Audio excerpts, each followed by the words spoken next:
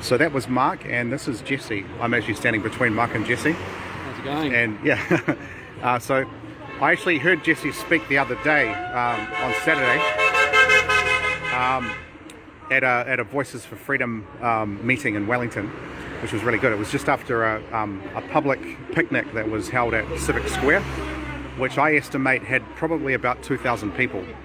And the reportage that we saw around that protest mostly focused on Auckland because of Auckland's lockdown levels. And they underestimated how many were in Auckland. They said something like 2,000 when in fact there was probably 6,000. Probably 2,000 in Wellington. In several of the regions there was more than 1,000. So we're estimating there was probably more than 20,000, if not 30,000 people all around New Zealand in that protest. And an interesting comparison was made by Voices for Freedom the other day when Sam Bailey was being interviewed, which was that during the Jabathon, I'm going to call it the Jabathon on the weekend, Super Saturday, the people to get their first jab, there was only 30,000 of those people. The other 90,000 were people getting their second jab, so they're already converted, you might as well say. Whereas the people getting their first jab, it was just 30,000. So it was actually the number that got their first jab on Super Saturday was equivalent probably to the number of people that attended those stand-up protests all around the country. So what the media tells you, or what they don't tell you, is it's as much about what they tell you as what they don't tell you, I think. So yeah, that's what I might take away from it. Yeah. But anyway, I should stop talking and I should ask I should ask Jesse what brings him here today. What brings you here? Quite a lot of things, really. I mean, I think fundamentally for me, being here is about supporting someone who's taking the appropriate measures to actually fight this. So Sue Gray is currently inside the High Court where we are right now, and she's doing everything she can to basically support we the people through the appropriate legal measures. And yeah, I think also for me it's about our health. I have a background in health and wellness, and I really care deeply about the health and wellness of all, and I really respect and honour that it's not going to be the same for any of us. So I quite frankly don't care what you're doing, but you need to be respectful and honouring the fact that other people aren't going to necessarily do the same thing. So yeah, for me it's ultimately about sovereignty and autonomy at the personal level. Sure. And I believe you recently had something hit you quite close to home, right? In regard to lockdown rules and travel overseas, Yeah, so I am originally from Australia, and I only just learned over the weekend that my final remaining grandparent died on Friday. So that was one of those situations where I was already quite high from like the day of going to the protests and having a dinner with a friend and my wife. So I wasn't really in a position to kind of stop and just really let that feeling sit with me. Sure. So it's kind of over the last week, it's been a slow progression of actually, wow, like my grandmother passed away, and given that she's in Australia, I didn't even contemplate the possibility of going back there. I knew already that it just wasn't going to happen because the amount of money that would be required, and then just the toll it would take on my mental health to actually attempt to do all that. As much as I'd love to go back and support my uncle and my other family who are there kind of making that happen now, it's just I have to be on the ground here doing the work. So this is why I'm out on the streets. Yeah, really sorry to hear about your grandparent.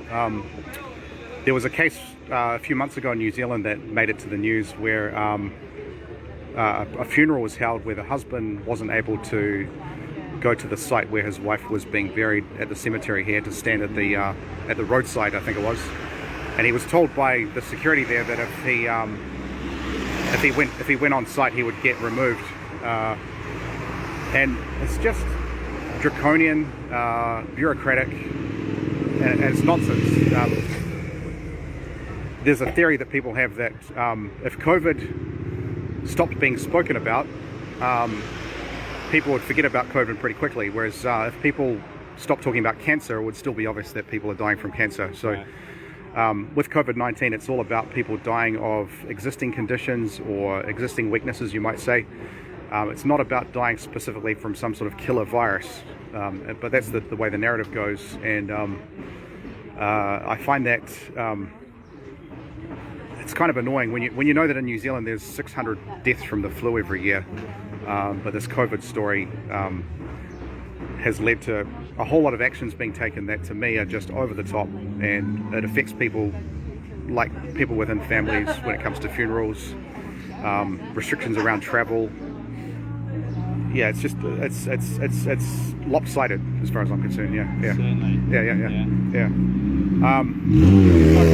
So I take it, I believe are you connected with Voices for Freedom, or are you a supporter like I am? Or I'm definitely connected with Voices for Freedom. I've been going to some of the meetings in recent weeks, and just really grateful to see that there is a range of community options for people that are sort of beginning to ask more questions. And one of the things I've really felt is that every day that passes, more and more people are going to start shifting how they feel about this, whether that's us having bigger awakenings and realizations, or whether it's people who have made the choice to be wearing a mask the whole time, or get several injections with the COVID related stuff, and they're turning around and asking what's actually going on here. And I really believe that we're going to see more of that playing out. So I think ultimately I'm just grateful that there are these, I'll say it this way, governing bodies on our side that are really promoting change on the ground between all of us, giving the opportunity for individuals to actually turn around and ask questions like, why am I doing what I'm doing?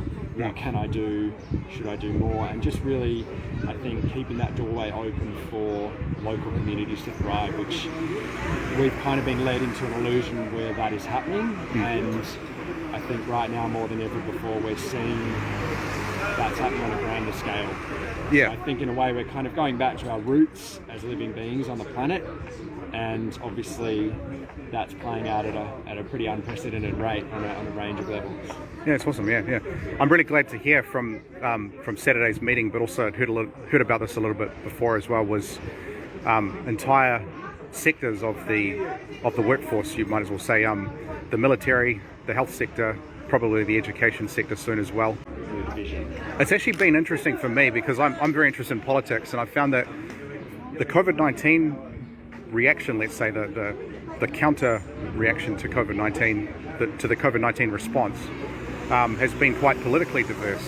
I've met quite a lot of people who lean politically to the left, even though I don't myself, but they're disillusioned by this kind of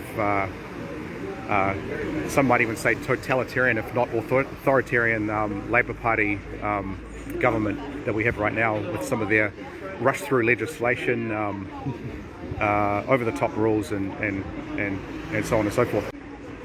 So what's the plan for you going forward? Have you got any?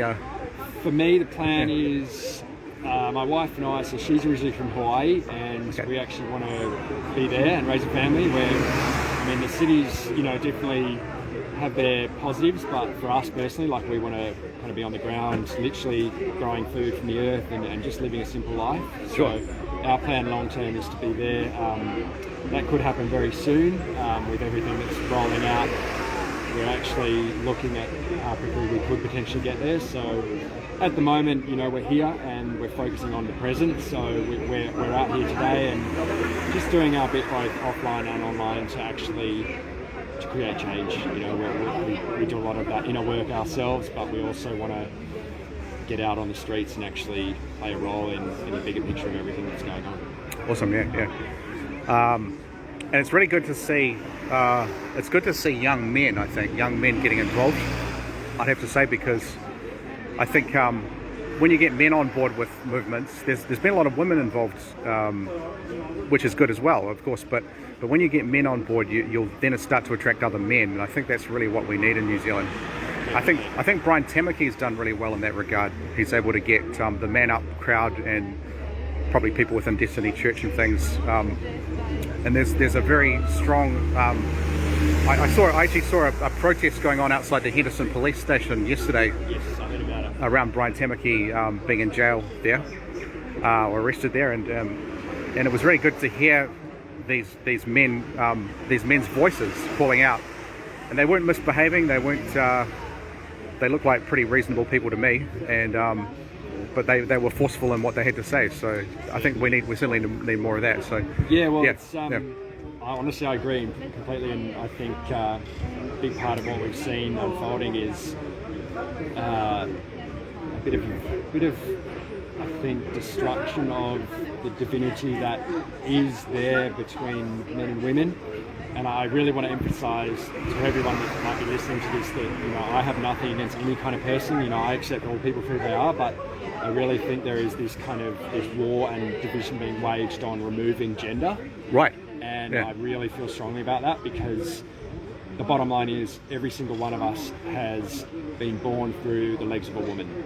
Right. And that's not to be crass or rude or disrespectful. In fact, I honour and respect the fact that women are the ones that are doing that. Yeah. And it's something we really need to think about quite honestly. You know, we're living in a time where the family unit is literally being decimated and pulled apart, and it's no surprise that people with faith are rising up and actually saying, hey, this really needs to stop, because if we don't have families that are strong and united, we don't have a future. None of us have a future. That's what I find peculiar right now about culture, is the way that motherhood, childbirth,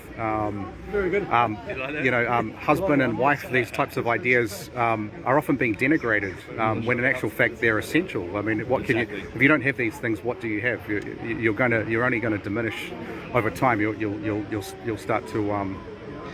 It's a kind of I'd call it a suicide on a grand scale in a way. So it's one of the terms that I often use is death by 1,000 cuts. You know, it sounds kind of horrible, but if I'm going to be open and frank, you know, I have to admit that we really are living in a time where people are being given the opportunity to actually step into their heart and see the power of who they really are, or continue to just live blindly and with ignorance. And again, that's up to the individual to decide what they want to do, but we are being given that opportunity. And, you know, I really encourage people to go within and just take that time to actually ask, what is it that I want? Who do I want to be, and where do I want to go?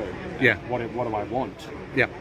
Now, before the camera started rolling, when I was talking to you before, you mentioned that you're involved in yoga. Is that correct? That's right. You were saying that you're on a bit of a spiritual journey at the moment as well. Sure. Did you want to talk about that at all? Or? Yeah, I think. I guess to sort of summarise that, I would say fundamentally that there is a lot of new science. Of course, this is suppressed science that illustrates and proves that we are in one massive giant web of energy. Another way of thinking about that is we're in a giant quantum multidimensionality. So for me to bring that back to the spiritual, essentially yoga, Christianity, all these different modalities and methodologies, you know, they all actually speak about the same thing ultimately. And I guess the easiest way I can break that down in the context of what's currently playing out is a concept that I hold quite close to my heart, which is no harm. And that means no harm at the personal level to yourself, or no harm to others. And being able to actually have conversations around that, which, as we know, we're not currently able to have these conversations. So for me, my journey with yoga specifically is basically about, you know, stepping back into that divinity, stepping back into my heart, stepping back into a connection with Source or God or whatever we choose to call this higher power that is there. Interesting you bring up no harm. I was talking to a friend of mine just earlier today. We were talking about the no harm principle. And this was the idea around, we were talking about the ACT Party, the way the ACT Party doesn't have a problem with abortion. Right. And the ACT Party is supposed to be a libertarian party. They're talking about freedom of the individual, individual natural rights, and the fact that you shouldn't be able to harm somebody else. You can have your own freedom, but don't harm anyone else. With abortion, for a libertarian to take the position of being pro-choice, or let's say pro-abortion, they're actually impinging on the no harm principle of that unborn child. So we were thinking along the lines that, you know, if you wanted to see an ethical libertarian, let's say, party or movement in New Zealand or in any country, that they should really be pro-life, I would say. That's the interesting thing for me, like 5 months ago I would have been hesitant to speak on record about abortion, but the bottom line for me is, you know, do we respect life? Ultimately, that's the fundamental question. And, you know, I referenced before the whole death by 1,000 cuts, and for me it ultimately comes back to, we can all have different choices and viewpoints on how we feel about strong subjects. But if we can't even have open conversations, that's really problematic. And furthermore, speaking directly to the abortion issue, my main focus with something like that is if we want to collectively accentuate our journey and expand our consciousness and levels of intelligence on a cosmic level, we have to actually respect the sacred nature of life. Yeah. And that's all I really want to say about it, because life takes many forms, and I think as humans we've been on this planet for a very, very long time, longer than the history books will tell us. Yeah. And I feel like we've got to break through some pretty significant cycles, and one of those cycles that's playing out right now is, do we really care about the sanctity and sacred nature of life? Yeah.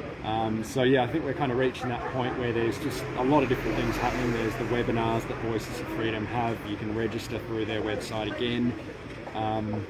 And yeah, just, you know, I guess for anyone who is watching or listening, there's options out there. You know, if you're asking questions and you want to be involved, see if you can find the people that are on the same page as you in your current networks. And Yep. if not, well, there's a lot of us. You know, I know that there's a lot of people here today, and there's a lot of people who just aren't in many ways prepared to speak, but Yep. they're out there. So, you know, lots of us are there, and there's always options. Brilliant. Yeah.